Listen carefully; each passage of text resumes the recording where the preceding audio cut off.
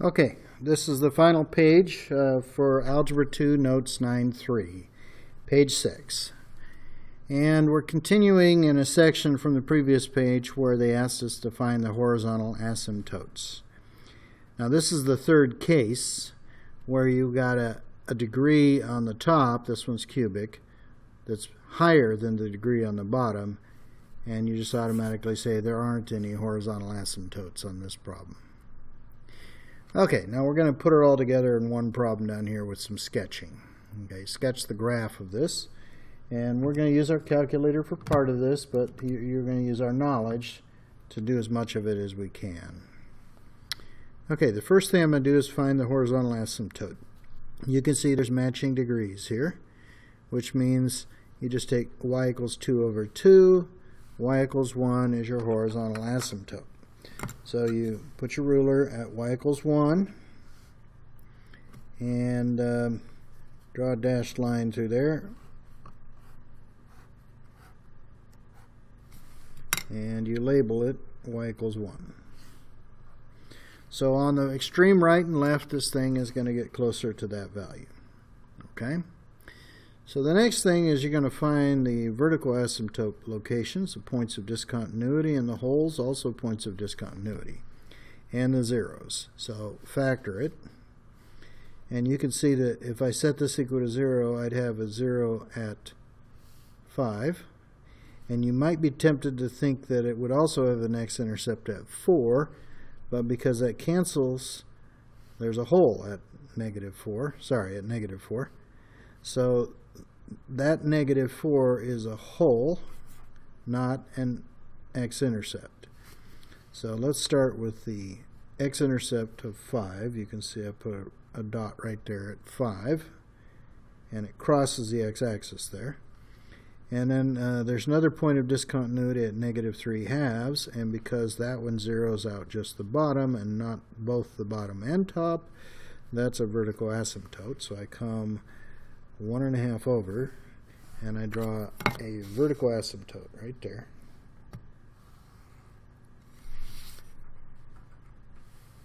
At x equals 3/2, or 1.5.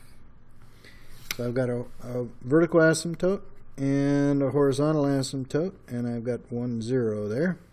And then there's a hole at negative 4. So somewhere to 4 to the left, I have this hole. And I'll fill that one in later. I just have to remember to do it. Okay, so now I'm going to get my calculator to get a bunch of points to graph here. And resist the temptation to just pick up your calculator at the start. You want to get as much knowledge as you can out of this before your calculator makes it too easy for you.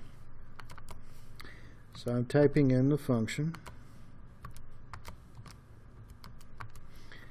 I usually just put parentheses around the top and bottom, and then a divide key in the middle. And I'll say zoom 6 here, and you're going to see this graph show up. And it looks like what's on paper here. I just got to use the trace key to get a bunch of points. But let me first of all find the location of this hole. And I'm going to confirm that everything I know about it so far. So if I hit trace and go 3 divided by 2, you can see it's undefined there. And that's this vertical asymptote in action here. There's also a point of discontinuity at negative 4. It's undefined over there. You can see it's undefined over there. But this time it's not a vertical asymptote. You don't see that graph splitting and going up and down, or both up and both down. It's a hole there. Okay? Now where to draw that hole? Well, you can't do it right on there, so you go a little bit to the left or to the right of it. I'm going to go negative 4.001. And you can see it's about 1.6 up, so I went 1.6 and drew my hole. Okay, so let me show you that the horizontal asymptote really is y equals 1. I'm going to go second, table settings, put it in ask mode, and then I'm going to give 2 values way off to the right. You can see that's about 0.99. Yep, that's getting closer to 1. And as I go backwards on this thing to negative 1,000, it also gets closer to 1. So there's that horizontal asymptote in action.